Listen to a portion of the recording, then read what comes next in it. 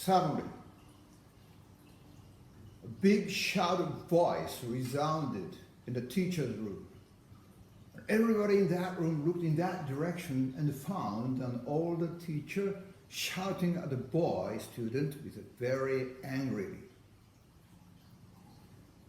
"You liar! You told a lie again. You promised to do the homework yesterday, but this morning you forgot it. You tell a lie. Never tell a lie again." The boy, looking down the floor, and said, "I'm very sorry, mister. Yesterday I did my homework, but this morning I woke up very late. So I left my homework at home." "Never say that again. Don't tell a lie. You made the same excuse again and again. You said you didn't wake up this morning and you woke up late, so it's your fault, and also it is your mother's fault. Your mother is a very bad woman, right? You're a very bad family you're from. That's why you're a very bad boy." Just then, the boy student looked up and threw a very furious look at the teacher and said, "Don't speak ill of my mother. Mother had nothing to do with my fault. Don't say that again." Which seemed very defiant to the teacher. And he shouted again, "Get out of this room. Never come back again. Get out." The students dashed out of the room without looking back.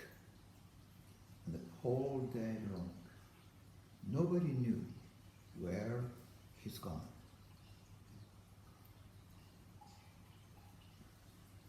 The same day, in the evening, it is almost a time every teacher is supposed to come home.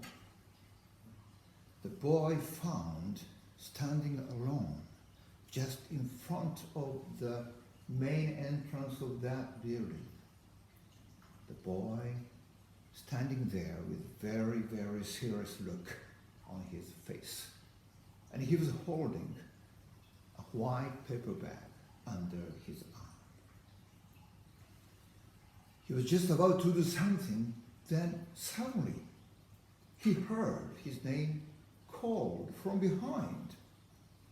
Taken aback, he turned around and found there standing a teacher with a very gentle look on his face.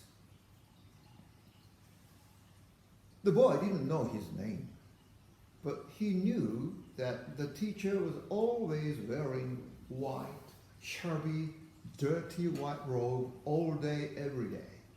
That's why he was called Mr. Penguin as a nickname. The Mr. Penguin, with a very gentle voice, said to the surprised boy, "Are you coming home? I live in your neighborhood. Why don't you join me and let's go home together?" Usually, it took just about 15 minutes from his home to school. And the boy didn't like that 15 minutes walk very much because it was very boring. But on that special day, that 15 minutes seemed just like 1 or 2 minutes because the boy enjoyed the talk with Mr. Penguin very much. But Mr. Penguin didn't say anything special. He just asked a few questions about the family, about his school life. But whatever the boy student said to the Mr. Penguin, he accepted it with a very, very kind and gentle smile. When they reached just in front of the boy's house, Mr. Penguin looked the boy in his face and said, if you have any trouble, don't hesitate to come to me. I'm waiting. Bye-bye. Take care."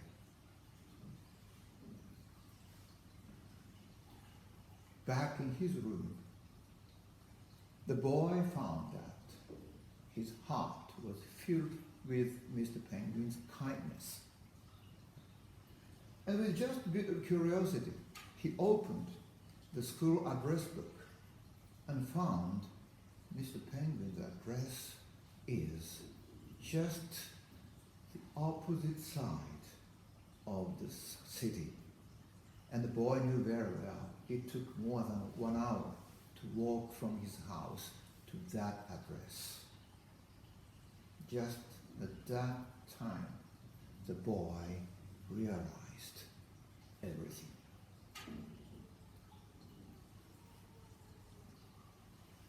After graduating that school, he went up to the university, and he was very lucky to have some course. He was entered into some school university, and he was very lucky to have a chance after graduating.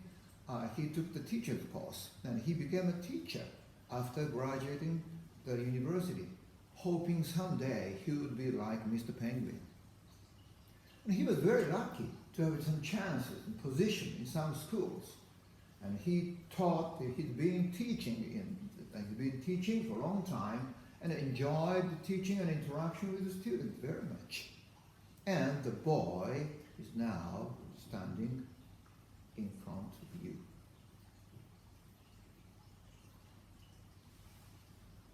That 15-minute talk with Mr. Penguin saved me from being criminal, because in that white paper bag the boy had a very sharp knife inside.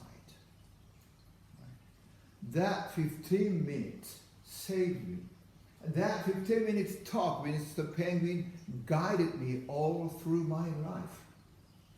During my almost 40 years of teaching career, I had many tough times and severe times, but every time I faced those times, Mr. Penguin guided me. Mr. Penguin supported me and gave me a good advice to be a better way, better teacher. Even now, I don't know his real name.